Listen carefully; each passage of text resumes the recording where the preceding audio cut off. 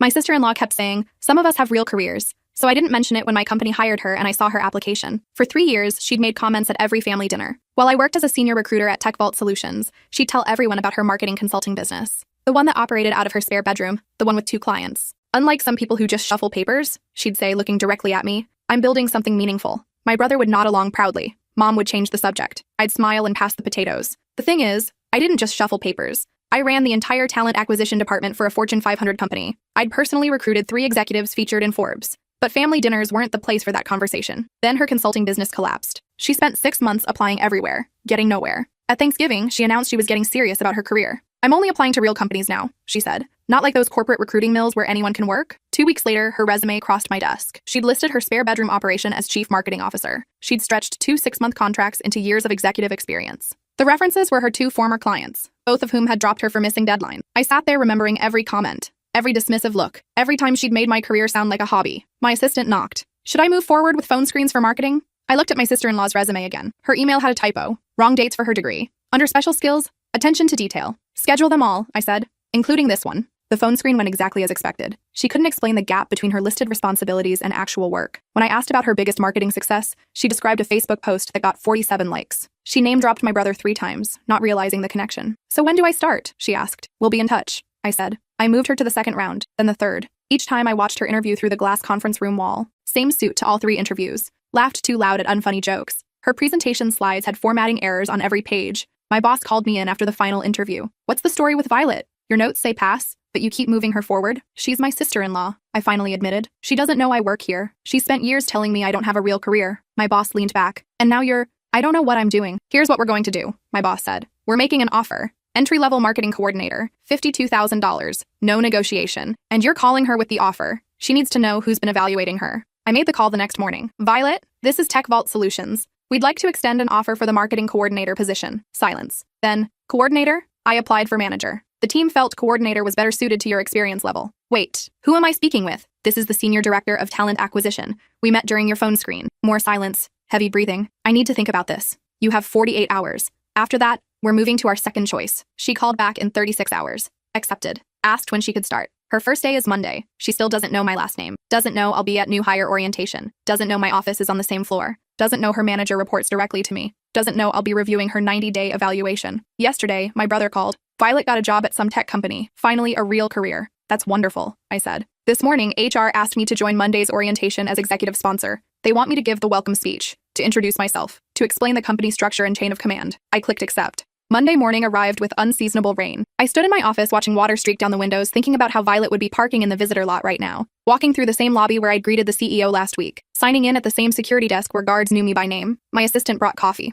Big day. Regular Monday, I said. Right. Regular Monday where your sister-in-law finds out you run talent acquisition for a Fortune 500 company. I told my team the situation Friday afternoon. Word spread fast. By end of day, half the floor knew. Marketing director sent me a gift basket with a card that said, "This is going to be good." At 8:45, I headed down to the orientation room. 15 new hires sat at tables arranged in a U-shape. Violet was in the back corner, overdressed in the same suit from her interviews. She was talking loudly to the person next to her about her consulting background. I slipped in through the side door and took my seat at the front table. She didn't notice me, too busy explaining how she'd turned down multiple management positions to accept this role. HR Director Linda welcomed everyone at 9 hours sharp. She went through the standard presentation. Benefits, parking, IT policies. Violet yawned twice, not bothering to cover her mouth. Then Linda said the words I'd been waiting for. We have a special guest this morning, our Senior Director of Talent Acquisition and Executive Sponsor for this orientation class. I stood up, smoothed my blazer, walked to the podium. Good morning, my name is... Violet made a choking sound. Every head turned toward her. She'd gone completely white, one hand gripping the edge of the table. For a moment, I thought she might actually faint. Are you all right? Linda asked. Violet nodded slowly, eyes locked on mine. I could see her doing the math. The phone screen, the 3 interviews, the offer call. Every single interaction had been with me. I continued my introduction like nothing had happened, explained my role, my history with the company, how I personally oversaw all hiring for corporate positions, including everyone in this room, I said, making brief eye contact with each new hire. When I reached Violet, she looked down at her notebook. I talked about company culture, our expectations, the 90-day review process where I met with each new hire's manager to assess performance and cultural fit. Behind me, the PowerPoint displayed the organizational chart. My name sat 3 levels above Violet's new manager. The presentation lasted 30 minutes. Violet didn't look up once. When I finished, Linda opened the floor for questions. A young man in the front asked about advancement opportunities. A woman near the windows asked about tuition reimbursement. Violet remained silent, pretending to take notes while her hand shook. Anyone else? Linda asked. Violet's hand rose slowly. What's the typical career path for a marketing coordinator? Her voice came out barely above a whisper. This was the same woman who'd laughed too loud during her interview, who'd told my brother she was too good for corporate recruiting mills. That depends entirely on performance, I said. Some coordinators advance to specialist roles within a year. Others, I paused. Others find the corporate environment isn't the right fit. Her hand lowered. Message received. After orientation ended, new hires filed out for their department meetings. Violet lingered, organizing her materials with unnecessary care. When the room cleared, she approached my table. We need to talk, she said. Do we? You knew. This whole time you knew. I knew you applied to my company, yes. And you didn't tell anyone? Not even my husband? Your own brother? I gathered my presentation materials. Why would I tell anyone? You're a qualified candidate who accepted a position. That's standard business. Don't play games. You did this to humiliate me. I did this? I looked at her directly. Violet, you applied here. You listed inflated qualifications. You interviewed poorly 3 separate times. I simply processed your application through our standard hiring procedures. But you knew. I knew you spent 3 years telling me I didn't have a real career. Yes, I knew that. She stepped back like I'd slapped her. Her face went from white to red in seconds. Does he know? She asked. Does my husband know you work here? You're welcome to tell him whatever you'd like, but I'd suggest focusing on your new position. Your manager expects you in her office in 15 minutes. I walked past her toward the door. Behind me, I heard her whisper, this isn't over. I didn't turn around. Actually, it's just beginning. My office was on the 7th floor. Violet's department occupied the 5th. Same building, same elevator bank, same parking garage.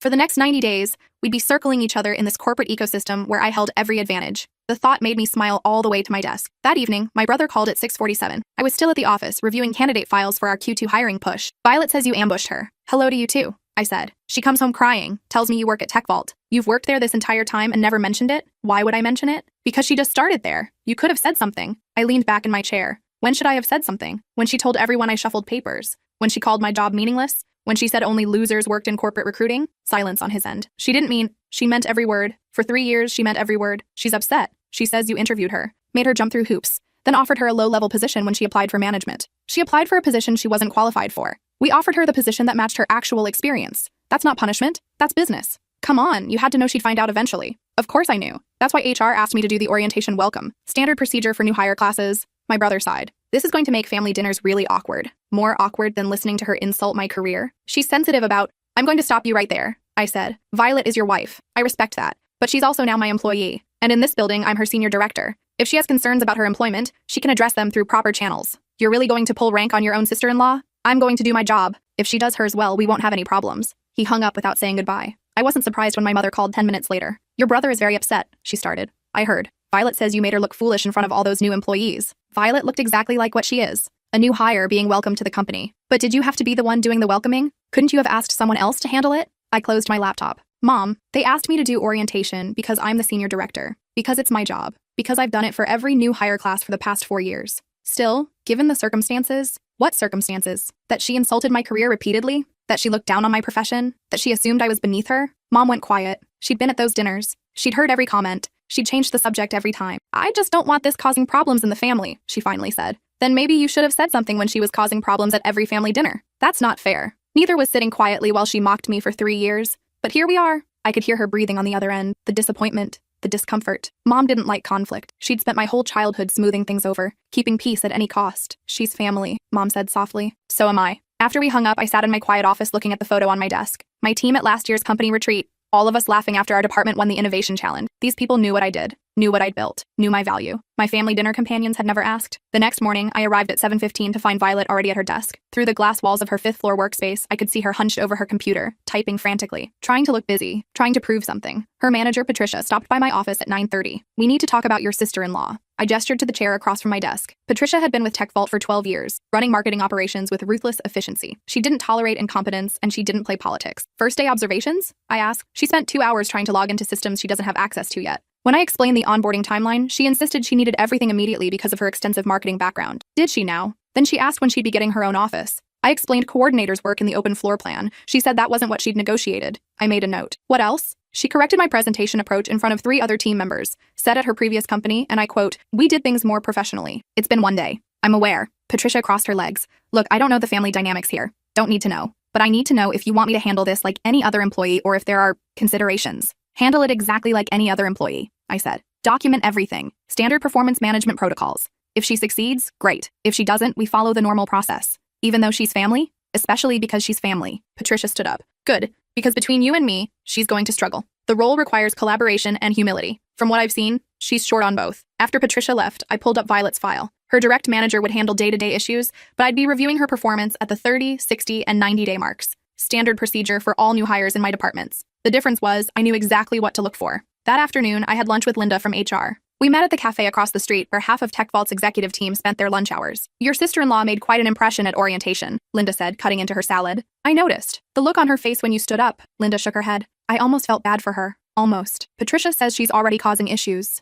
Day one issues or real problems? Both, probably. Linda set down her fork. You know I have to ask. Can you be objective about this? Can I be objective about evaluating an employee who happens to be related to me? Yes. Even given the history? Especially given the history. Linda studied me for a moment. The board's watching this. Not because it's you specifically, but because we've never had a senior director in this situation. Family member as a direct report, even several levels down. I understand. If there's any sign of favoritism or vindictiveness, there won't be. I'll evaluate her exactly like I evaluate everyone else, based on performance, culture fit, and potential. And if she doesn't meet standards, then she doesn't meet standards. Linda nodded slowly. Okay, but keep me in the loop. Weekly updates. Anything that seems off, I want to know immediately. Of course. Walking back to the office, I thought about what Linda had said. The board was watching. My team was watching. Violet was watching. Everyone waiting to see how this played out. Good. Let them watch. By the end of week 1, Violet had already made 3 major mistakes. She'd sent an email to the entire marketing distribution list, 2,400 people, that was meant only for Patricia. The email contained Violet's opinions about how the department could be fixed with her leadership. She'd scheduled a meeting room for a team brainstorm session without inviting her actual team. When they showed up anyway, she acted like they were interrupting her important work. She'd argued with IT about her computer specifications,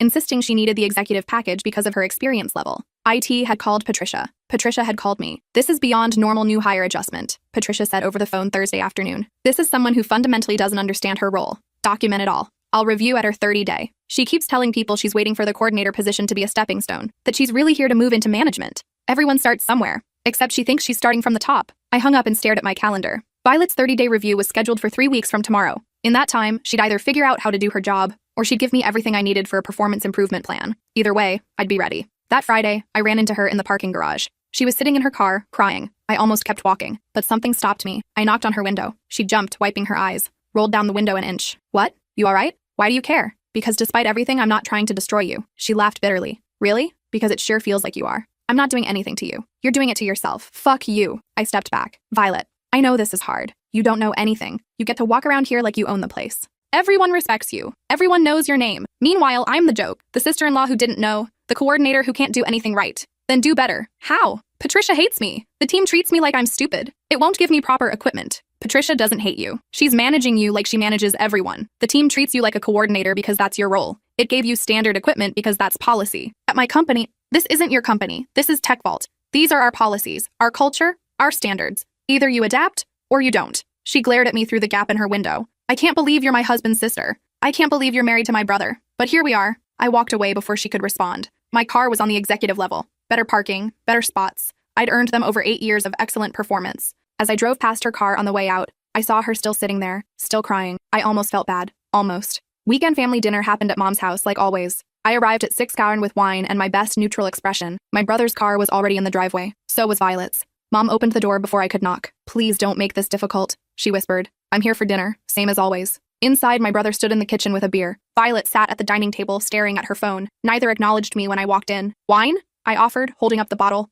We brought our own, my brother said. Mom took the bottle from me. I'll open this one too. More options. Dinner was excruciating. Every topic became a minefield. Mom asked about work, then quickly changed the subject when she remembered. Dad asked about new hires, not realizing Violet was one. I talked about my garden. My brother talked about a work project. Violet said nothing. By dessert, the silence had weight, pressed down on all of us like humidity before a storm. Finally, Violet spoke. Are you enjoying this? I looked up from my pie. Enjoying what? Watching me suffer, making me look incompetent, turning my own family against me. Violet, my brother started. No, she stood up, chair scraping against the floor. I need to say this. She's been sabotaging me since day one, making me look bad, giving me impossible tasks, turning my manager against me. I haven't given you any tasks, I said calmly. I'm not your direct manager, but you're pulling the strings. Everyone knows it. Patricia said as much. Patricia said you're being evaluated like every other employee. That's not pulling strings. That's standard procedure. You could help me. You could tell them to give me a chance. Instead, you're just sitting back and watching me fail. I set down my fork. I'm sitting back and watching you do your job. Or not do it. That's up to you. See? She gestured wildly at me. This is what I mean. She's cold. She doesn't care. My brother put his hand on her arm. Maybe we should go. No. I want her to admit it. Admit you set me up. Admit you wanted me to fail. I didn't set you up. You applied for a job. You got hired. What you do with that opportunity is entirely on you. Liar. Mom made a small sound. Dad pushed back from the table. The whole room felt like it might shatter. I think everyone needs to calm down, Mom said. I'm perfectly calm, I said. You're enjoying this. Violet's voice went shrill. Admit it. What do you want me to say, Violet? That I'm thrilled to watch you struggle? That I'm happy you're miserable? I'm not. But I'm also not going to save you from the consequences of your own behavior. What behavior? The behavior that made you think you could insult me for 3 years and face no consequences. The behavior that made you inflate your resume. The behavior that makes you think you're entitled to special treatment. My brother stood up. That's enough. Is it? I looked at him. Because I've been listening to this for 3 years. I think I've earned the right to finally respond. She's your family. So are you. So is Mom. So is Dad. But that didn't stop Violet from insulting me in front of all of you, repeatedly, and nobody said a word. Mom's eyes were wet. We didn't know it bothered you so much. You didn't know? Or you didn't want to know? Violet grabbed her purse. I can't do this. I can't work there. I quit. Violet, wait. My brother reached for her. No, I'm done. I'm not spending another day in that building with her. Let her enjoy her little victory. She stormed out. My brother followed after shooting me a look that said this was all my fault. The door slammed. Engines started. Gravel crunched as they drove away. I sat in the wreckage of dinner. Mom crying quietly at one end of the table. Dad staring at his plate. You could have been nicer, Mom finally said. I was professional. That's all I owed her. She's family. She's also an adult who made her own choices. I didn't force her to apply. Didn't force her to accept. Didn't force her to behave the way she's been behaving. But now the family is broken. I stood up and started clearing plates. The family was broken when everyone sat quietly while she insulted me for 3 years. This is just the first time anyone's had to see it. I drove home through dark streets, replaying the dinner in my mind. Violet's dramatic exit, my brother's anger, Mom's tears, the way Dad had just sat there saying nothing like he always did. Maybe I should have handled it differently. Maybe I should have been gentler. Maybe I should have warned her before orientation, given her a heads up, pulled strings to make her transition easier. But every time I thought about being easier on her, I remembered her voice. Some of us have real careers, said while looking directly at me, said in front of my entire family, said repeatedly, confidently, cruelly. I parked in my driveway and sat in the dark car. My phone showed 3 missed calls from my brother, 2 texts from Mom, nothing from Violet. I deleted them all without reading and went inside. Monday morning, I expected a resignation letter. Instead, I found an email from Patricia. FYI, Violet showed up this morning. She's at her desk. No explanation for her Friday meltdown. Wanted you to know. Interesting. She'd threatened to quit, made a scene, stormed out of family dinner. But here she was, back at her desk. I replied, thanks for the update. Let me know if anything else develops. At 10:30, my phone rang. Unknown number. This is the Senior Director of Talent Acquisition. It's me, Violet's voice quiet and tight. How can I help you? I'm not quitting. Okay. I thought about it all weekend. I'm not giving you the satisfaction. This isn't about my satisfaction. Sure it isn't. But I'm staying. I'm going to prove I belong here. I'm going to show everyone you were wrong about me. I wasn't wrong about you. I hired you. Silent. Then she hung up. I stared at my phone. This was going to get worse before it got better. Patricia confirmed my suspicion when she stopped by that afternoon. Violet's decided she's staying, but now she's on some kind of mission. She's been emailing ideas to the CMO, going around me completely. Have you addressed it? I pulled her aside, explained the chain of command. She said she was just being proactive. That's one word for it. She also asked when she could present at the executive marketing meeting. I rubbed my temples. She's been here a week. I'm aware. I told her coordinators observe those meetings. They don't present. She said at her previous role, she was always involved in executive decisions. Her previous role was 2 clients in her spare bedroom. Patricia smiled grimly. I'm documenting everything for her 30-day review. Good. Stick to the facts. Specific examples. Times, dates, impacts. After she left, I pulled up Violet's file again. Added notes about the weekend dinner, the Monday morning call, the going around her manager. Patterns were already emerging. None of them good. My brother called that evening while I was making dinner. She told me she's not quitting. I heard. She says she's going to prove herself. Show everyone she deserves to be there. Good. That's what she should be doing. Can you help her? I stopped chopping vegetables. Help her how? I don't know. Give her advice. Tell her what she needs to do to succeed. She has a manager for that. Patricia is excellent. If Violet listens to her, she'll be fine. But Patricia doesn't like her. Patricia is professional. She treats all her direct reports fairly. Violet says she's being excluded from meetings. Violet is being included in the meetings appropriate for her level. My brother sighed. She's really struggling. She comes home exhausted every day. She's stressed. She's not sleeping. That's normal for a new job, especially one that's different from what you're used to. But you could make it easier. How? By giving her special treatment? By telling her manager to lower standards? By letting her skip the learning curve everyone else has to go through? By being human. By remembering she's family. I set down my knife. I am being human. I'm treating her exactly like every other new hire, with professionalism and fairness. What you're asking for is favoritism. I'm asking you to help my wife. And I'm asking you to let her succeed or fail on her own merits. Like an adult. He hung up. Again. I finished making dinner alone. Ate it alone. Cleaned up alone. My house was quiet. Peaceful. No one insulted my career here. No one demanded I perform emotional labor to make their bad decisions more comfortable. The loneliness was worth it. Over the next 2 weeks, Violet's behavior escalated. She started arriving at 7 a.m. and staying until 7 p.m., trying to prove her dedication. But the long hours didn't translate to good work. She created a marketing campaign proposal that completely ignored our brand guidelines. Went around Patricia to send it to the CMO. Got shut down immediately. She volunteered for a client presentation, then froze when the client asked basic questions about our services. Patricia had to take over. The client later called to complain about our unprepared staff. She started a project without approval, wasted 40 hours of work, then blamed Patricia for not communicating properly. When Patricia showed her the email where she'd explicitly said not to start that project, Violet claimed she'd misunderstood. Each incident went into her file. Documented, time-stamped, factual. At the 3-week mark, Patricia scheduled a check-in meeting with Violet. Standard procedure for new hires. A chance to course correct before the official 30-day review. I wasn't in the meeting, but Patricia filled me in afterward. She spent the first 10 minutes defending herself, the next 10 blaming others, the last 5 crying. Did you go through the specific examples? All of them. She had an excuse for each one. The brand guidelines were unclear. The client was rude. The email about the project was ambiguous. Nothing was her fault. How did you leave it? I told her the 30-day review was coming up, that she needed to show significant improvement, that the next 3 weeks would determine her future here. How'd she take it? She asked if you'd be in the review meeting. I looked up from my notes. What did you say? I said that as senior director, you review all 30-day evaluations, that it's standard procedure. And she started crying again, said you were out to get her, that this whole thing was revenge. I told her this wasn't personal, it was business. She didn't believe me. That evening, Mom called. Your brother says Violet's job is in jeopardy. I can't discuss employee matters. She's family. This is different.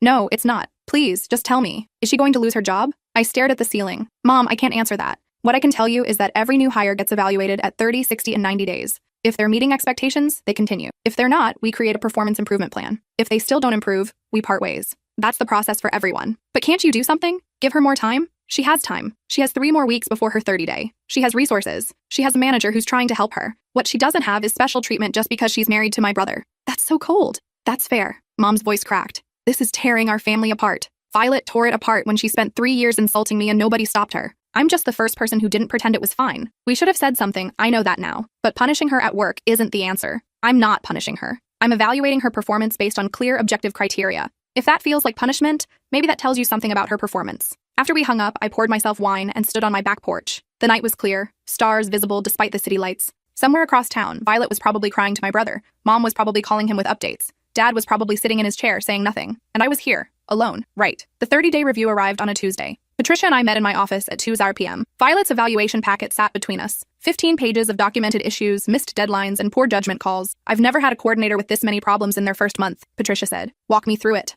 She did. Every example, every attempt at coaching, every instance where Violet had ignored feedback or made things worse. The picture was clear. Violet was not meeting expectations. Not even close. Recommendation? I asked. Performance improvement plan. 30 days. Specific, measurable goals. Weekly check-ins. If she meets the goals, we reevaluate. If not, we terminate. That's your professional assessment? Yes, then that's what we'll do. Patricia hesitated. You don't want to, given the family situation. The family situation is irrelevant. If this were any other coordinator, what would you do? Exactly this. Then that's our answer. The PIP meeting happened the next morning. HR required a witness, so Linda joined us. Violet sat across the conference table, hands folded, face pale. Patricia walked through the evaluation, spoke clearly and professionally, listed every issue with dates and examples. Violet's face got redder with each item. When Patricia finished, Linda took over. Based on this evaluation, we're implementing a 30-day performance improvement plan. You'll have specific goals to meet. We'll have weekly check-ins. At the end of 30 days, we'll reassess. And if I don't meet the goals, Violet's voice was barely audible. Then we'll discuss next steps. Linda said carefully. You mean you'll fire me? We'll discuss next steps. Violet looked at me. I'd been silent the entire meeting, sitting in the corner taking notes.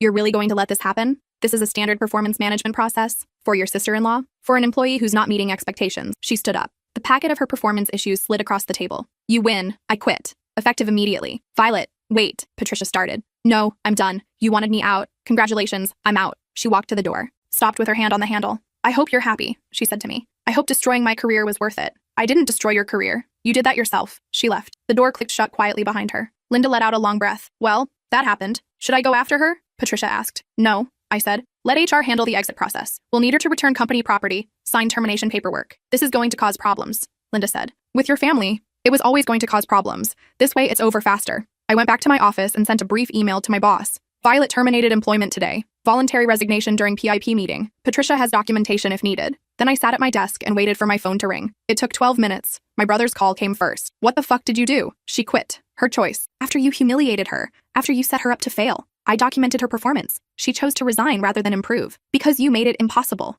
You've been sabotaging her since day one. I have documentation for every issue in her file. Times, dates, witnesses, examples. If she wants to claim sabotage, she can review the file with her lawyer. It'll show exactly what I showed her. Poor performance. You're unbelievable. You actually did this. You actually destroyed her. She destroyed herself. I just refused to cover for her. Don't come to family dinner anymore. You're not welcome. He hung up. Mom called 30 seconds later, crying so hard I could barely understand her. Why? Why would you? She was trying so hard. Mom, your own brother's wife. How could you? I treated her exactly like every other employee. If that wasn't enough, that's not my fault. But now she's devastated. And your brother is furious. And the family is falling apart. The family fell apart a long time ago. We were just all pretending it was fine. Don't come this Sunday, please. I can't handle it right now. She hung up too. I sat in the silence of my office. Outside my window, the city continued. Traffic flowed. People walked to meetings. Vendors sold coffee and sandwiches. Life going on, indifferent to personal drama. My phone buzzed. Text from Dad. First one he'd sent in months. Your mother is very upset. That was it. No judgment, no opinion, just a fact. I didn't respond. At 5 in, I packed up my briefcase and headed home. In the elevator, 2 colleagues got on at the 4th floor. They stopped talking when they saw me. The silence was awkward until they got off at ground level. Word had spread fast. The parking garage was mostly empty. I walked to my car, started the engine, sat in the darkness while it warmed up. I'd won. Violet was gone. She couldn't insult me anymore, couldn't diminish my career, couldn't make me feel small at family dinners. I'd won. So why did I feel hollow? The next few days were quiet. Too quiet. Patricia sent a brief email thanking me for supporting the PIP decision. Linda followed up with exit paperwork for my files. HR processed Violet's departure with efficient professionalism. No one mentioned her name. At home, my phone stayed silent. No calls from my brother. No texts from Mom. No family dinner invitation. The silence felt like exile, even though I'd chosen it. On Thursday, an envelope arrived in the office mail, hand-addressed, return address I didn't recognize. Inside was a single piece of paper, Violet's handwriting. You were right. I wasn't qualified. I wasn't ready. I inflated my resume because I was desperate and scared and broke. I spent 3 years putting you down because it made me feel better about my own failures. I'm sorry I said those things. I'm sorry I embarrassed you. I'm sorry I wasn't good enough for the job. But I'm mostly sorry that you let me fail instead of helping me learn. Family should be better than that. We both should have been better than that. I read it 3 times. Then I filed it with her other paperwork and tried to forget about it. But that night, lying in bed, I couldn't stop thinking about one line. Family should be better than that. Should they? Should I have helped her? Coached her privately? Given her extra chances? Every instinct screamed no. She'd earned her failure. She'd dismissed my career, questioned my worth, made me feel small. She'd deserved exactly what she got. But a small voice in the back of my mind whispered, maybe there was a middle path. Maybe I could have been right and kind. I pushed the thought away and went to sleep. Friday afternoon, my boss called me into his office. I heard about Violet. It was handled professionally. Patricia has full documentation. I'm not questioning the decision. He leaned back in his chair. But I am wondering about you. Me? You've been with us 8 years. Excellent performance reviews. Never a single complaint. But this situation? He paused. It's complicated. It was an employee who wasn't meeting standards. We followed protocol. Agreed. But the optics are tricky. Family member, public departure, timing right after the PIP. Some people are wondering if personal feelings influenced business decisions. My stomach dropped.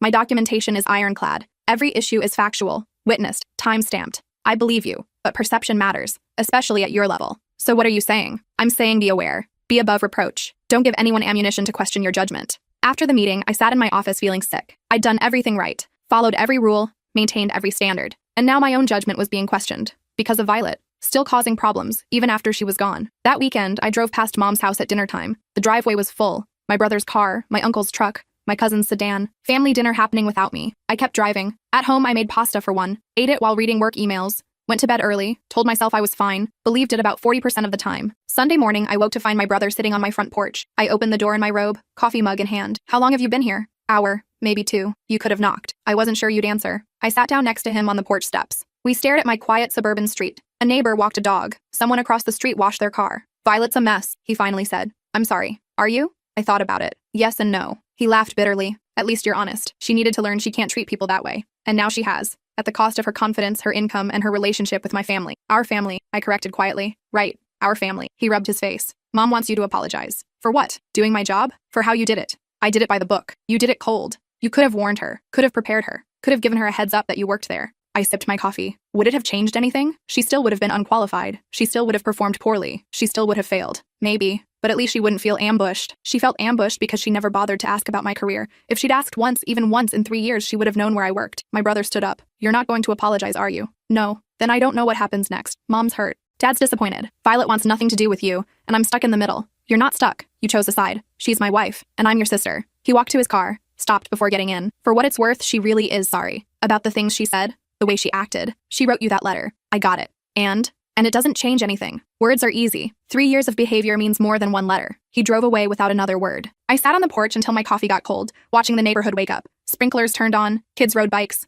normal life continuing all around me while my family fell apart. I should have felt vindicated, righteous, satisfied. Instead, I just felt tired. Monday morning, I arrived at work to find a bouquet on my desk. No card, just flowers, expensive ones. My assistant poked her head in. Those came this morning. Delivery guy wouldn't say who sent them. I stared at the arrangement. White lilies, Mom's favorite. I threw them in the trash. At 10 o'clock, Patricia stopped by. I hired Violet's replacement. Start date in 2 weeks. Background check clear? Spotless. Great references. reasonable experience expectations. Nothing like, she trailed off. Nothing like Violet. Yeah. After she left, I pulled up the new hires file. Recent graduate, degree in marketing, internship experience at 3 solid companies. Excited to learn, willing to start at the bottom. Everything Violet should have been. The next few weeks passed in a blur of normalcy. Work continued, projects launched, candidates interviewed, the machine of corporate life grinding on. No one mentioned Violet anymore. At home, I maintained my routine. Gym, groceries, Netflix, the occasional happy hour with work friends. It was fine. I was fine. Then came Thanksgiving. Mom called the Tuesday before. We're still having dinner. Everyone's coming. Everyone except me. I didn't say that. You didn't have to. Please come, it's Thanksgiving. Family should be together. Should they? She sighed. Your brother will be civil. I've talked to him. What about Violet? Long pause. She won't be there. She's not doing well. Her doctor thinks family stress isn't helpful right now. Something cold settled in my stomach. What do you mean not doing well? She's depressed. She's been sleeping all day. Not eating. Your brother had to call her doctor. Mom, I'm not saying it's your fault, but she's struggling, and seeing you would be too hard. I closed my eyes. So I can come if she stays away. I'm just trying to keep everyone safe. Tell her I hope she feels better. Tell my brother I'll skip this year. It's easier. You don't have to. Yes, I do. Goodbye, Mom. I spent Thanksgiving alone, ordered Chinese food, watched football, told myself I'd made the right choices. Believed it about 30% of the time. Friday morning, my doorbell rang at 7 a.m. I opened it to find Violet standing there, looking terrible. Unwashed hair, wrinkled clothes, circles under her eyes so dark they looked like bruises. We need to talk, she said. I stepped aside. Let her in. We sat in my living room. This woman who'd tormented me, who I'd destroyed, 2 people who'd hurt each other in different ways. I'm sorry, she said. Really, truly sorry. Not just for the job. For everything before. Every comment. Every insult. Every time I made you feel small. Why'd you do it? She laughed wetly. Because I felt small. Because my business was failing and my marriage was struggling and I had nothing to show for my life except a spare bedroom full of rejection letters. So you made me feel how you felt. Yes. And it was wrong. And I'm sorry. We sat in silence. I can't give you your job back, I finally said. I know. I don't want it. I was terrible at it. You could have learned. Could I? Honestly? I thought about her performance. The resistance to feedback. The inability to accept her level. The going around her manager. Probably not. At least you're honest. She stood up. I just wanted you to know. I'm sorry. For all of it. If I could take it back, I would. Would you? If you could go back 3 years, would you actually treat me differently? Or would you make the same choices because they made you feel better? She considered this. I don't know. I'd like to think I would. But honestly, I don't know. I walked her to the door. I'm sorry too, for not warning you, for letting you walk into that orientation cold. I could have been kinder. Would it have changed anything? Probably not. She almost smiled. At least we're both honest. After she left, I sat in the quiet of my house. 2 women apologizing for hurting each other. Neither quite able to say they wouldn't do it again. Maybe that was as close to peace as we'd get. December arrived with early snow, the office filled with holiday decorations, Secret Santa signups, party planning, festive emails about year-end celebrations. I threw myself into work, reviewed year-end performance evaluations, planned Q1 hiring, reorganized my team structure, anything to avoid thinking about the holidays. Mom called every few days. Just checking in, code for, please come to Christmas dinner. I kept saying maybe. We both knew I meant no. My brother stopped calling altogether. On December 15th, my boss called me into his office again. Promotion board met yesterday. My heart stopped. I'd applied for VP of Talent Acquisition 3 months ago, before the Violet situation, before everything fell apart. And? You're out. They went with external candidate. Because of Violet. No one said that explicitly, but the family situation raised questions about judgment. Your documentation was clean, but the optics were messy. They wanted someone with less complications. I sat very still. I did everything right. I know. Sometimes right isn't enough. Walking back to my office, I felt numb. 8 years of excellent work, countless successful hires, department awards, innovation initiatives, all of it overshadowed by one messy family situation. Violet had taken my family. Now she'd taken my promotion. And the worst part? She hadn't even meant to. That night, I drove to my brother's house, rang the doorbell, waited. He answered, surprised. What are you doing here? Can I come in? We sat in his living room. Violet was upstairs, he said, sleeping. She was sleeping a lot these days. I didn't get the promotion, I told him. I'm sorry. Because of what happened with Violet. Because of the optics. Because even though I did everything right, it looked wrong. He didn't say anything. I keep thinking about how this all started, I continued, with her insulting me, with me staying quiet, with everyone pretending it was fine. It wasn't fine, he admitted. I should have said something. I didn't want to make waves. None of us did. We all just let it get worse and worse until it exploded. So what do we do now? I looked at him, my brother, the person I'd grown up with, played with, fought with, loved, the person who'd chosen his wife over his sister, as he should have, as anyone would. I don't know, I said honestly. I don't think we can go back, but maybe we can go forward differently. How? Honestly, no more pretending, no more staying quiet when things aren't okay, no more letting resentment build. He nodded slowly. Violet would like that, the honesty part. She's been in therapy, learning to speak up instead of lashing out. Good for her. And you? What about you? I'll figure it out. I left before Violet woke up, drove home through snow-covered streets. My phone rang. Mom, your brother called, said you stopped by. I did. Christmas dinner is at 2. You should come. Will Violet be there? Yes, and so should you. We've all made mistakes. Time to move forward. I don't know if I can. You faced her once already this morning. You can do it again. How did you? Your brother called. He tells me things. I smiled, despite everything. Fine, I'll come, but I'm not apologizing again. No one's asking you to. Just be there. That's enough. Christmas came bright and cold. I arrived at Mom's house at 1:45 with wine and uncertainty. Violet's car was already there. So was my brother's, my uncle's, my cousin's. The whole family gathered together. I walked in to find them setting the table. Violet looked up when I entered. We made eye contact. Held it. Hi, she said. Hi, I said. And somehow, impossibly, that was enough. Dinner was awkward at first. Everyone talked too carefully, avoided certain topics, laughed too hard at mild jokes. But slowly, gradually, the tension eased. We talked about safe things. Dad's new woodworking project, my cousin's upcoming wedding, my uncle's retirement plans, normal family stuff. Violet and I didn't speak directly until dessert. She was cutting pie when I approached the kitchen. Can I help? She handed me plates. Sure. We worked in silence for a moment. I got a new job, she said. Administrative assistant at a dental office. Nothing fancy, but it's honest work. That's great. I know my place now. No more pretending to be something I'm not. Violet, it's okay. I needed to learn that lesson, even if it hurt. I put down the plates. I could have taught it more kindly. Probably, but would I have learned? We looked at each other. Two women who'd hurt each other, who'd been hurt, who were trying to figure out how to exist in the same family. I don't know if we'll ever be friends, I said. I don't know either, but maybe we can be family. The honest kind. The honest kind, I repeated. I like that. We carried pie to the dining room, sat at opposite ends of the table, made it through dessert without incident. Small victories. January brought new beginnings. The new marketing coordinator started at Tech Vault. She was eager, teachable, appropriately humble, everything Violet wasn't. I watched her succeed and felt nothing. No vindication, no satisfaction, just relief that Patricia finally had someone competent. My boss pulled me aside in late January. Promotion board is meeting again in April. You should reapply. Will it matter? The Violet situation hasn't changed. But you have. You've shown grace in a difficult situation. You've maintained professionalism. You've moved forward. That matters. I reapplied, told no one, didn't get my hopes up. In February, Violet showed up at my office. I was surprised to see her. Is this okay? Me being here? It's fine. What's up? She sat down, nervous. I'm writing a book about my experience, about failure and pride and learning humility. My therapist thinks it would be helpful. Okay. I wanted to ask permission to include our story. Changed names, obviously, but the situation. Why ask me? Because it's your story too. Because I hurt you. Because I don't want to hurt you again without consent. I thought about it. What's the message of the book? That sometimes the hardest lessons are the most important. That pride comes before a fall. That family is complicated but worth fighting for. You can write it on one condition. What? Be honest. Don't make yourself the hero. Don't make me the villain. Just tell the truth. She nodded. I can do that. After she left, I felt lighter, like I'd been carrying something heavy, and finally set it down. April came. The promotion board met. I tried not to think about it. Then my boss knocked on my office door, holding champagne. Congratulations, VP of Talent Acquisition. I stared at him. What? You got it. Unanimous vote. They were impressed by your handling of the Violet situation. Said it showed character under pressure. I lost my family over that situation. No, you found out who your family really was. Then you fought to rebuild it. That's leadership. I called my brother first.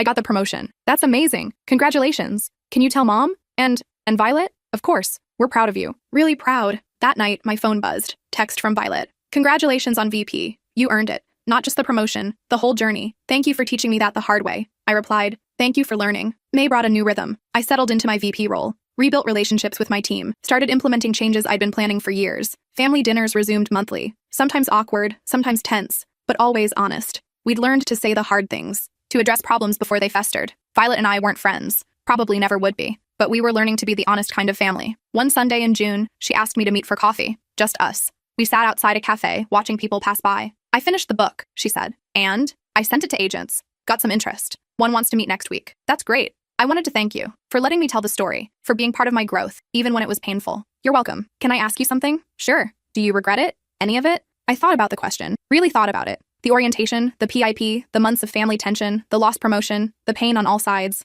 No, I said finally. I don't regret it. We both needed to learn something. You needed to learn humility. I needed to learn that being right isn't the same as being kind. We hurt each other teaching those lessons, but I think we're both better for it. She smiled. The honest kind of family, the honest kind. We finished our coffee, said goodbye, went our separate ways. I drove home through familiar streets, thinking about how life rarely gives us clean endings, how growth is messy and painful and complicated, how sometimes the people who hurt us most teach us the most important lessons. Violet had insulted my career for 3 years. I'd let her fail publicly and professionally. We'd both been wrong. We'd both been right. We'd both been human. And somehow, impossibly, we'd found our way to something like peace. That evening, I sat in my home office updating my LinkedIn profile. New title, new responsibilities, new chapter. My phone buzzed. My brother. Family dinner next Sunday, your place. We're celebrating your promotion properly. My place? Yeah, Violet wants to cook, as an apology. A real one this time. Tell her she doesn't have to. She wants to. Let her. I looked around my house. Usually so quiet, so peaceful, so lonely. Okay, I said. Tell her okay. Sunday came. My house filled with family. Mom brought flowers. Dad brought wine. My uncle brought his terrible jokes. My cousin brought her new boyfriend. and Violet brought lasagna, homemade, not perfect, but made with care. We sat around my dining table, 7 people who'd nearly broken apart, now finding our way back together. A toast, my brother said, raising his glass. To new beginnings. To honest families, Violet added. To my brilliant daughter, Mom said. Everyone drank. Everyone smiled. I looked around the table. This messy, complicated, imperfect family. Not the one I'd wanted, but the one I had. And for the first time in months, that felt like enough. After dinner, I helped Violet with dishes. We worked in comfortable silence, finding a rhythm. I start my new job tomorrow, she said suddenly. Office manager at a small marketing firm. They know about TechVault. I was honest in the interview. How'd that go? Better than lying. They appreciated the transparency. Good. She handed me a plate to dry. I've been thinking about something you said, about how family should be better. You wrote that in your letter. I know, but I've been thinking about what it means. I think family should be honest and kind, not one or the other. Both. Agreed. I wasn't honest when I pretended to have a successful business. You weren't kind when you let me walk into that orientation blind. We both got half of it right. I set down the plate. So what do we do? Try for both? Honest and kind? Honest and kind, I repeated. I can try that. Me too. We finished the dishes, rejoined the family in the living room, played cards until late, laughed at Dad's bad poker face, groaned at my uncle's worst jokes. Normal, messy, real. As everyone left, Violet hugged me at the door. Thank you for this. For giving me another chance. Thank you for taking it seriously. Hey, my brother called from the car. You two coming to the lake house in August? Violet and I looked at each other. We'll think about it, we said in unison, then laughed at the coincidence. After they left, I stood in my quiet house. Dishes done, family gone, peace settling back in. But this time, the peace didn't feel lonely. It felt earned. The next few months unfolded with surprising normalcy. Work thrived. I implemented new hiring initiatives that cut our time to hire by 30%. My team grew from 12 to 18. The board asked me to present our strategy at the annual shareholders meeting. At home, family dinners continued. Sometimes at Mom's, sometimes at my brother's. Once, even at Violet's new apartment. She was building a real life. Office manager job during the day, writing her book at night, therapy twice a week. Small, genuine progress. We weren't close, but we were honest. In August, we all went to the lake house. 3 days of swimming, grilling, and the particular chaos of family vacation. One evening, I found Violet on the dock, watching the sunset. Mind if I join you? She shrugged. It's a free dock. We sat in silence for a while. I sold the book, she said eventually. Small press. Won't make much money, but they believe in it. That's amazing. They want to publish next spring. Want me to do a book tour. Talk about failure and growth and second chances. How do you feel about that? Terrified, but good terrified. Like maybe I have something worth saying. You do. She looked at me. I changed your name in the book. Called you Diana. Made you a lawyer instead of a recruiter. Changed enough details that no one would know. You didn't have to do that. Yes, I did. This is my story to tell, not yours. You lived it. You shouldn't have to relive it publicly. Thank you. We watched the sun sink lower. Water turned gold, then orange, then deep red. Can I ask you something? Violet said. When I was failing at TechVault, when you were documenting everything, did you ever want to help me? Actually, help me? I thought about the question, really sat with it. Yes, I admitted. There were moments when I saw you struggling, when I knew exactly what you needed to do differently. I wanted to pull you aside and coach you. Why didn't you? Because I was angry. Because you'd hurt me. Because I wanted you to learn the hard way. Was I worth saving back then? I don't know, maybe. But I don't think I was the right person to save you. Because of the history. Because of the history, I agreed. Some lessons we have to learn from strangers. Some we have to learn from family. Ours got all mixed up. Violet nodded slowly. I think I understand now. What you were doing. You were teaching me that actions have consequences. That you can't treat people badly and expect them to save you. Something like that. It was cruel, but it was also fair. I'm not sure those are mutually exclusive. We sat until the sun disappeared completely. Stars emerged. Someone called us in for dinner. Walking back to the house, Violet said, I'm glad we're doing better now. Me too. But I'm also glad you didn't save me. I needed to hit bottom. I needed to fail. It made me different. Better different or just different? She smiled. Ask me in a few years. September brought my 1-year anniversary as VP. My boss took me to lunch to celebrate. You've exceeded every expectation, he said. The board wants to talk about COO track. COO of what? Eventually the whole company. But that's years away. First, we're thinking EVP of operations. Oversee multiple departments. Bigger scope. When? Next year. Maybe the year after. We want you ready. I called my brother that night. They're talking about EVP. That's incredible. You're going to run the whole place someday, aren't you? Maybe. Mom will be insufferable. She'll tell everyone her daughter is a big shot executive. She already does that. He laughed. True. Hey, Violet wants to know if you'll come to her book launch party. When it happens. Next spring. Of course I will. She's nervous about it. About being public with the story. She should be. It's vulnerable. Will you be there? Not just physically, but really there? Supportive? I thought about it. Yes. Whatever our history, she earned this. She turned her worst moment into something meaningful. That deserves support. Thank you. Tell her I'm proud of her. In a weird, complicated way. I will. October brought unexpected news. Patricia was leaving TechVault. Recruited away by a competitor. Huge opportunity for her. Congratulations, I told her during her exit interview. Thanks. It's bittersweet. I've loved it here. We'll miss you. She hesitated. Can I say something? Off the record? Of course. The Violet situation. I've thought about it a lot. How you handled it. And? I think you did the right thing. Not the easy thing, not the nice thing, but the right thing. She wasn't going to learn any other way. That doesn't make it hurt less. No, but it makes it matter more. She stood up. I hope she appreciates what you sacrificed to teach her that lesson. After she left, I sat in my office thinking about sacrifice. I'd sacrifice family peace. my promotion timeline, months of comfort, the easy path. But I'd gained honesty, boundaries, self-respect, the hard-won knowledge that being liked isn't the same as being respected. November brought Thanksgiving again. This time, everyone came to my house. Mom helped me cook, Dad set up tables, my brother handled drinks, Violet made dessert. 17 people crowded into my dining room and living room. Family and chosen family, colleagues who'd become friends, my assistant and her wife, my uncle's new girlfriend. Before we ate, my brother raised his glass, a toast to my sister, who taught us all what it means to have standards and what it costs to maintain them. To consequences and second chances, Violet added, looking at me. To family, Mom said. The messy, honest kind. Everyone drank. I looked around the room. These people who knew my story, who'd watched me make hard choices, who'd stuck around anyway. Thank you, I said quietly, for being here, for being honest, for being the kind of family worth fighting for. Dinner was loud and chaotic and perfect. We argued about politics, laughed at bad jokes, told stories about past Thanksgivings, normal family things. After everyone left, I found a note on my kitchen counter. Violet's handwriting. Thank you for inviting me. Thank you for forgiving me. Thank you for not saving me when I needed to fail. Love, your honest sister-in-law. I put it in my desk drawer with her first letter. Bookends of our journey. December came with snow and holiday parties, work celebration at a fancy hotel, department awards. I won recognition for innovation and team leadership. During my acceptance speech, I talked about the importance of standards, of treating everyone fairly, even when it's hard, of maintaining integrity under pressure. People applauded. Some knew about Violet. Most didn't.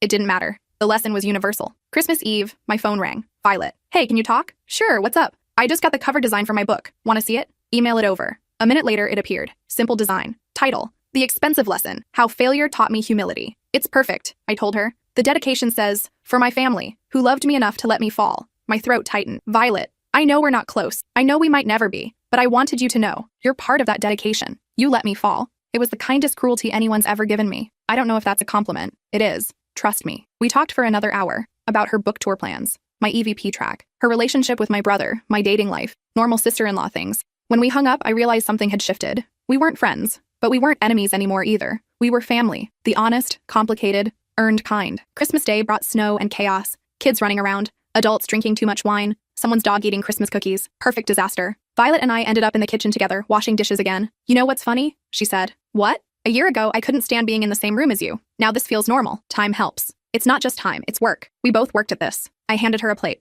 I'm glad we did. Me too. Through the kitchen window, I could see my family in the living room, laughing, fighting over board games, being loud and messy and real. What you said at Thanksgiving, Violet continued, about family being worth fighting for. I think about that a lot. Yeah? Yeah. I almost gave up. After I quit Tech Vault, after everything fell apart, I thought maybe it was easier to just cut everyone off and start fresh somewhere new. Why didn't you? Because running away doesn't fix anything. It just moves the problems. I needed to stay and face what I'd done, who I'd been. That took courage. Or stupidity. Still not sure which. We both laughed. The new year arrived with typical January cold. Work picked up immediately. Hiring for 50 positions. New diversity initiatives. Board presentations. The machine of business grinding forward. In February, Violet's book tour dates were announced. 8 cities over 2 weeks. Small bookstores and library events. Nothing huge, but real. Will you come to the local one? She asked. It's at that bookstore downtown, February 28th. Of course. And will you maybe, I don't know, help me practice? My public speaking skills are terrible. You want me to coach you? If that's not weird. I thought about it. A year ago, it would have been impossible. Now?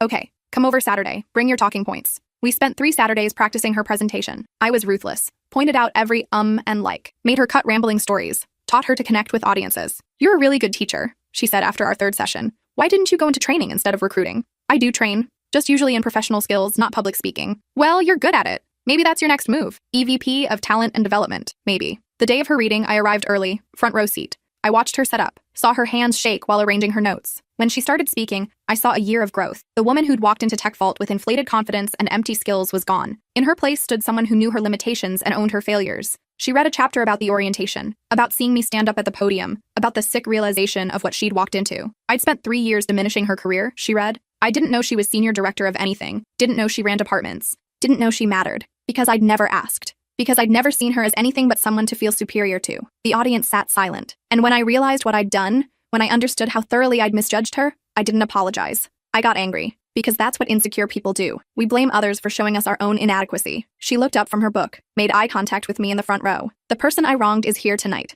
I won't point her out. This is my story, not hers. But I want her to know, thank you for not saving me. Thank you for letting me fail. Thank you for teaching me that confidence without competence is just arrogance. And thank you for giving me the chance to rebuild afterward. After the reading, people bought books, asked questions, told their own failure stories. I hung back, watching Violet in her element. When the crowd thinned, she found me. How'd I do? You killed it. I almost cried during the orientation part. I know, I could tell. It was perfect. She signed my book. To Diana, who taught me the expensive lesson, with love and gratitude. I thought you changed my name. In the book, yes. But you know it's really for you. Walking to our cars, she said, "Thank you for coming, for helping, for being part of this. Thank you for telling the truth, even the hard parts. Especially the hard parts." We hugged goodbye. A real hug. Not the awkward family obligation kind. The kind that meant something. Driving home, I thought about how far we'd come. From orientation day horror to book reading pride. From enemies to something like friends. Growth is rarely linear, rarely clean. But sometimes, when we're lucky, it's real. March brought news about my EVP position. The board approved the role. I'd start July 1st. 6 months to transition, train my replacement, and prepare for larger responsibilities.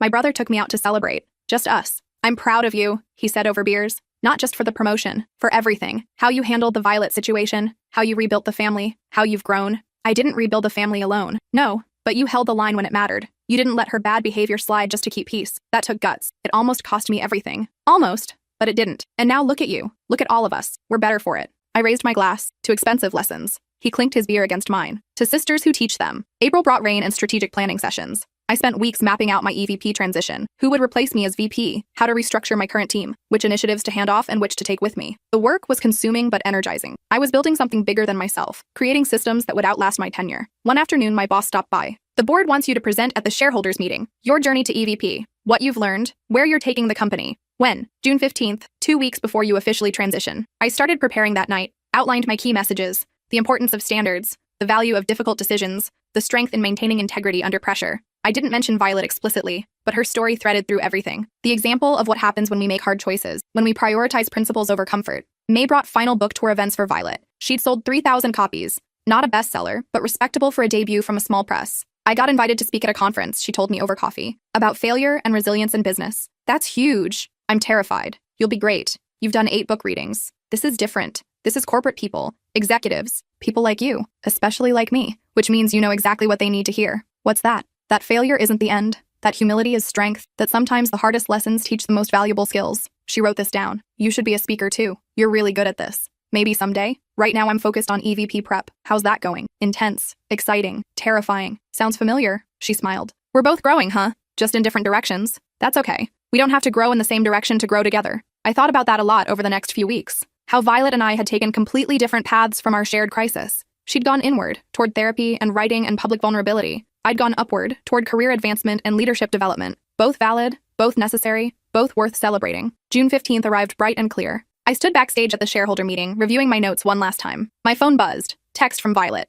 "Knock 'em dead. You've earned this. We're all proud of you." I smiled and put the phone away. When they called my name, I walked onto the stage with my head high, looked out at 500 shareholders, board members, and employees, and I told them about standards, about making hard choices, about the cost of integrity and why it's worth paying. I didn't mention names, didn't tell the full story, but I spoke from experience. Leadership isn't about being liked, I said. It's about doing right even when right is difficult, even when it costs you, even when it hurts. The applause afterward was thunderous. Backstage, my boss grabbed my arm. "That was incredible. The board is ecstatic. You're going to be amazing as EVP. Thank you. No, thank you. For being exactly who we need. Someone who leads with principle." The celebration party that night filled the ballroom, hundreds of colleagues, friends, and family. Mom cried during the toasts. Dad actually spoke, saying he was proud. My brother gave a speech about watching me grow from annoying little sister to corporate executive, and Violet was there, in the back, smiling. After the formal program, she approached me. That speech was powerful. I learned from the best. You and your book taught me how to talk about hard things. We taught each other. Yeah, we did. She handed me a wrapped gift. For your new office. I opened it.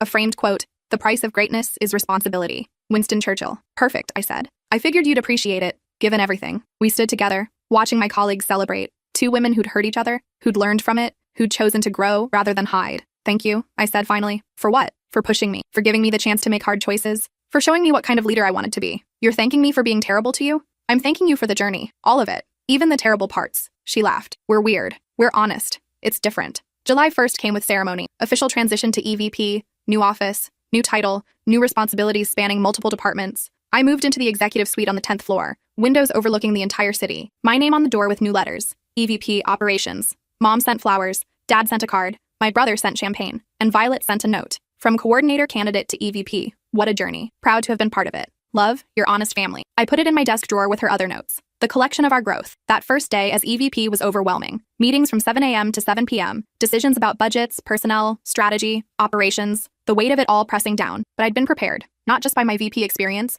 by the Violet situation, by learning to make hard calls, by by understanding that leadership means choosing right over easy. At 8 p.m., I finally left the office. Exhausted, exhilarated, ready. My phone rang. Mom, how was day one? Intense. Good. We're proud of you. The whole family. Thanks, Mom. And honey, I'm sorry for not speaking up sooner. When Violet was insulting you, I should have said something. You did eventually, when it mattered. Still, I'm sorry. I know. I forgive you. After we hung up, I drove home through summer evening light, stopped at my favorite takeout place, ate dinner on my back porch, just me in the quiet. My phone buzzed. Text from Violet. Survived day one? Barely. You? Speaking gig went well, booked 3 more. Look at us. Both succeeding, both terrified. That too. I set down the phone and looked at my yard. Trees I'd planted 3 years ago now tall enough to shade the porch. Garden beds full of vegetables I'd grown from seeds. A life I'd built slowly, carefully, with intention. Kind of like my relationship with Violet. Slow growth, careful tending, intention in every choice. Not perfect, but real. And maybe that was better. August brought family vacation at the lake house again. This time felt different, lighter, less weighted with history. Violet and I took a kayak out one morning, paddled to the middle of the lake, drifted. Can I tell you something? She asked. Sure. I used to hate you. Really hate you.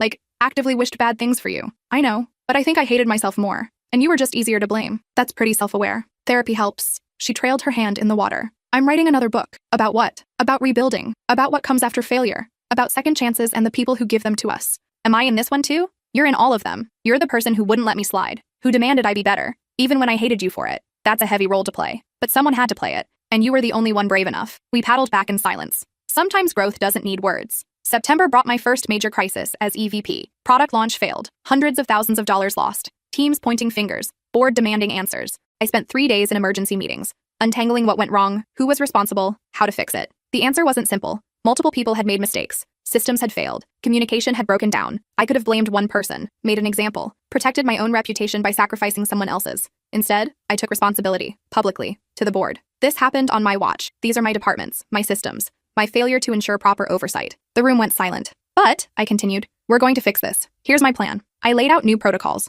better communication systems, clearer accountability chains, a complete restructuring of how we launched products. The board approved it all. 2 members pulled me aside afterward. That took courage, owning it like that. Someone had to. Most executives would have thrown someone under the bus. That's not leadership. That's cowardice. Driving home that night, I thought about Violet, about how she'd owned her failures, how she'd stood in front of audiences and admitted her mistakes, how that vulnerability had made her stronger. I'd learned from her too. October brought unexpected news. My boss was retiring. The CEO position was opening up. You should apply, he told me over coffee. I just started as EVP 4 months ago, and you've already proven yourself. The board loves you. The product launch crisis showed your leadership. Apply. I don't know if I'm ready. No one's ever ready, but you're capable. That's different. I thought about it for weeks, talked to my brother, my mom, my team, and finally, reluctantly, to Violet. We met for lunch at her suggestion. You're actually considering it? She asked. Maybe. I don't know. It feels too soon. Why? Because I just got EVP. Because I haven't proven myself yet. Because you're afraid? She cut me off gently. I get it. Big promotions are scary, especially when they come faster than expected. You're one to talk. You went from total failure to published author in a year. Exactly. And I was terrified every step. But you know what I learned? What? Fear means you understand the stakes. It means you care. It means you're taking it seriously. Don't let fear stop you from trying. When did you get so wise? Around the same time you let me fail spectacularly. I applied for CEO. The process was grueling. Multiple interviews, board presentations, strategic planning documents, months of evaluation. During it all, work continued. The product launch issues got fixed. New systems proved effective. My department started hitting targets consistently. In December, they made the announcement. New CEO starting January 15th. It wasn't me. They went external. Someone with 20 years CEO experience at a competitor. My brother called as soon as the announcement went public. I'm sorry. Don't be. It was a long shot anyway. But you deserved it. Maybe. Maybe not. Either way, I gave it my best shot. What happens now? I keep being an amazing EVP. I learn from the new CEO. And maybe in 5 years, I try again. That's it? You're not devastated? I thought about it. A year ago, I would have been. But I've learned something about failure. What's that? It's just information. It tells you where you are, where you need to grow, what to work on next. You sound like Violet. She's been a good teacher. That Christmas, Violet gave me a copy of her new book manuscript. I want you to read it before it gets published. Make sure I'm being fair. I read it in 2 days. It was good. Really good. Honest and raw and wise. She'd written about me again, but this time, with understanding. About how I'd held the line, how I'd demanded excellence, how I'd refused to save her because saving her would have prevented her growth. For the woman who loved me enough to let me struggle, she'd written in the dedication. You showed me that real family doesn't rescue. They witness. They support. They demand we rise to meet our own potential. I called her crying. It's beautiful. You think so? I know so. When does it come out? Next fall. I'm going on a bigger tour this time. 12 cities. I'll be at every local event. You don't have to. I want to. New Year arrived with snow and strategic planning. The new CEO started mid-January. She was brilliant, decisive, demanding, everything a CEO should be, and she wanted me on her leadership team. You're exactly the kind of EVP I need. she told me in our first one-on-one. Someone who makes hard calls, who doesn't compromise standards, who leads with integrity. Thank you. I heard about the Violet situation. My stomach dropped. You did? Came up in my due diligence. Several board members mentioned it, said it showed your character. That could be interpreted multiple ways. They meant it positively. You treated a family member like any other employee. You maintained standards despite personal cost. You chose right over easy. And that doesn't concern you? Why would it? I want executives who lead with principle. You've proven you can do that. Over the next few months, I learned from her. Watched how she made decisions, how she communicated, how she handled crises, CEO skills I'd need eventually, and slowly, the sting of not getting the job faded, replaced by gratitude for the learning opportunity. Violet's book came out in September, launched to better reviews than her first. Sold 10,000 copies in the first month. Publishers Weekly called it a masterclass in turning failure into wisdom. Her book tour was bigger this time. Venues sold out, people lined up for signings. She was becoming known as a speaker on failure and resilience. At her hometown event, I sat front row again, watched her command a room of 200 people, saw how she connected, how she made vulnerability look like strength. During the Q&A, someone asked about her biggest influence. She didn't hesitate. My sister-in-law. She taught me that sometimes the most loving thing someone can do is refuse to save you. She let me fail. She witnessed my struggle, and then she helped me rebuild, but only after I'd learned what I needed to learn. After the event, we went for coffee, just us. Thank you for saying that, I told her. I meant it, every word. I'm proud of you, how far you've come. Back at you, EVP. How's the new CEO? Brilliant, terrifying. I'm learning so much. When will you try for CEO again? 5 years, maybe 7, when I'm really ready. You'll get it eventually, maybe. Or maybe I'll find something else, something better. Like what? I don't know yet. But I'm learning to be okay with not knowing. She raised her coffee cup. To not knowing. To expensive lessons. To honest family. We clinked cups and drank. Outside, snow started falling. First snow of the season. Clean and fresh and new. Kind of like us. Starting over. Building something better. Being the honest kind of family. Not perfect, but real. And maybe that was always the point. The years that followed brought continued growth. I stayed as EVP, learning from our CEO. Violet's speaking career took off. She became a regular on the conference circuit, published a 3rd book, started a podcast about failure and resilience. My brother and she seemed solid, happy. They'd weathered their own storm and come out stronger. Mom and dad aged gracefully, still hosting family dinners, still the center of our messy, honest family. And Violet and I, we became friends. Real friends. Not just family obligated to tolerate each other, people who genuinely enjoyed each other's company. We had coffee monthly, texted about random things, supported each other's wins, commiserated over losses. 5 years after the orientation, we sat at a cafe near my office. Same cafe where she'd asked me about CEO the first time. Remember when you hated me? I asked. Remember when you let me fail spectacularly? Good times? We both laughed. Can I tell you something? Violet said. Always. I'm grateful. For all of it. The failure, the humiliation, the growth, even the pain, because it made me who I am now. Me too. It taught me about boundaries, about standing firm, about the cost of integrity. We're both better for it. Definitely different. Better and different. We finished our coffee, went our separate ways. Her to a speaking gig, me to a board meeting. Different paths, different goals, different dreams, but the same commitment to honesty, to growth, to being the kind of family worth having. And really, what more could anyone ask for? 10 years after the orientation, TechVault promoted me to CEO. The board vote was unanimous. The announcement made local news. My team threw a massive party. Violet sent flowers with a card. From coordinator candidate to CEO. Told you you'd get there eventually. So proud. Love, your biggest fan. At my first shareholders meeting as CEO, I told the story. Not with names, not with specific details, but about a time when I'd had to choose between family comfort and professional integrity. When I'd made the hard call. When it had cost me almost everything. And how those lessons had shaped me into the leader I'd become. Leadership, I told them, is about standards. About choosing right even when right is hard. About understanding that sometimes the most loving thing we can do is demand excellence from people who are capable of more than they believe. The standing ovation lasted 3 minutes. That evening, my whole family came to my house. Mom, Dad, my brother, Violet, my uncle, my cousins, everyone who'd been part of the journey. We ate, we drank, we told stories about the past decade, the failures, the wins, the growth, and when everyone left, Violet hung back. Thank you, she said. For what? For the orientation, for the PIP, for not saving me, for letting me become who I needed to be. Thank you for learning, for growing, for showing me that people can change. We hugged. A real hug, full of history and hope and hard-won respect. We did good, she said. We did, I agreed. She left. I stood in my quiet house. CEO, leader, sister, friend. The journey from that first family dinner insult to this moment had been long, painful, worth it. I'd learned that being right isn't enough, that kindness without boundaries isn't kind, that sometimes love looks like saying no, that growth requires struggle. That family is something you build,